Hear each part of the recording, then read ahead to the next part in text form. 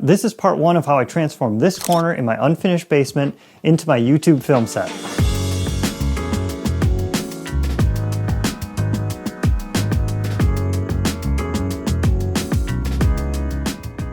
You know, when I started this build, I didn't even know I was going to be making a YouTube channel. My landlord asked me to make a partition wall for him, so I did that, and that is the partition wall. But after I built that partition wall, I started to get some ideas, and I thought to myself, hey, wouldn't it be nice to have a workbench where I could work on my chainsaws, you know, do a little bit of chain sharpening?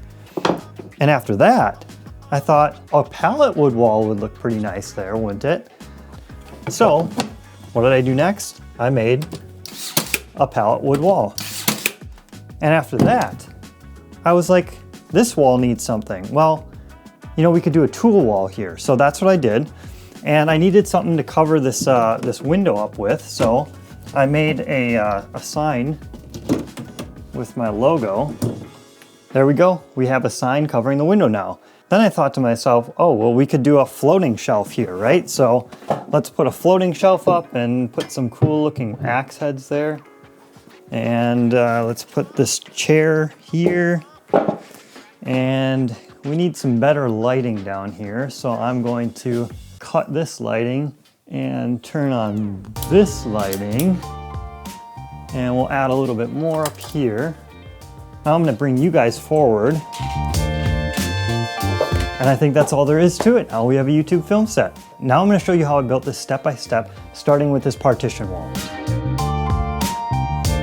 So I'm not going to spend a ton of time talking about the partition wall because I built it before I even started filming. But I will say this, the wall that I built was a bit non-standard. We get a ton of moisture down in this basement where there's actually water coming through the walls. So I wanted to minimize contact with the cement and the block wall. That's why I use metal L brackets to anchor the wall against lateral loads instead of anchoring the bottom plate to the floor. I use these L brackets with Tapcon screws on either side of the door frame.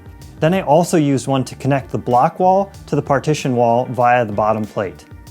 Eventually, I'm going to be building a sliding barn door here that's going to be pretty heavy, so that's why I used a pretty beefy header. I probably could have used a 2x6, but I had 2x8 material here, so that's what I used. I layered 2 pieces of 2x8 material with 1/2 inch plywood in between. The other challenge was that our floor sloped like 5 inches across the width of this room. So I opted for a level bottom plate with variably sized cripples going across the floor instead of a bottom plate anchored directly to the floor. I know this is not standard framing practice and you would never use this method if you were framing a load-bearing wall, but in this instance, since it was not a load-bearing wall, I was not concerned about it.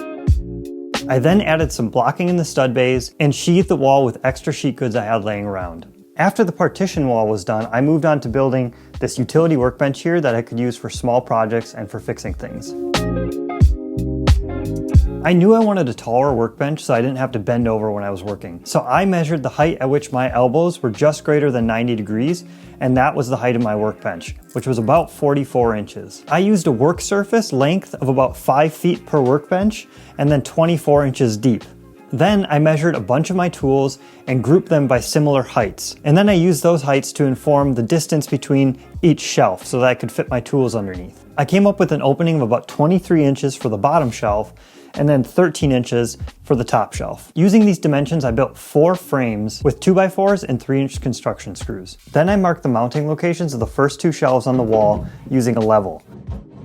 I anchored them to the wall using 4-inch structural screws straight through the studs. I left a little bit of space between the 2 shelves in the wall to allow for airflow and prevent molding. So next I had to figure out legs. I really like the look of having the legs on the inside of the frame, but it came at the expense of having to notch out the sheets for the tops of the shelves later on.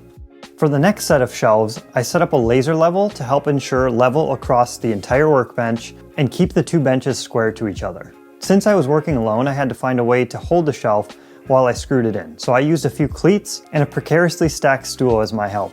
Then I anchored the second frames to the first frames with 3-inch construction screws, although next time I think I would use bolts, washers, and nuts. From there, I checked for level across the entire workbench by measuring the distance from the top of the frame to the laser line. If the bench is level, this measurement should be the same no matter where you measure on the frame. I ended up needing to lift the corner where the 2 benches met, but my third hand tool was a little bit too tall. So I rigged up a belt with the third hand system to lift the bench to the perfect height before adding a temporary leg. So at this point, I apparently stopped taking photos and videos. I don't know why. I must have run out of space and just wanted to get the job done, but I ended up adding 2 more legs to the end of the second benches. Then I started putting 1/2-inch OSB over all the shelves. Again, this is where I had to notch out spaces in the OSB to fit around the legs. In the future, I'll probably install a better top, but for now it's really nice knowing that I don't have to worry about ruining something expensive. I could screw into this bench if I needed to or get stain all over it, and I'll still sleep like a baby at night. So I'm gonna wrap up part 1 of this build series, but check back for part 2 where we start to build the pallet wood accent wall.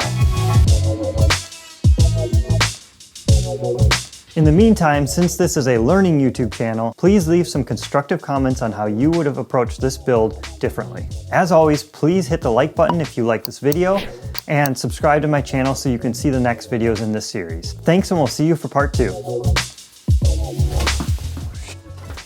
Almost fell off there. I have a lot of,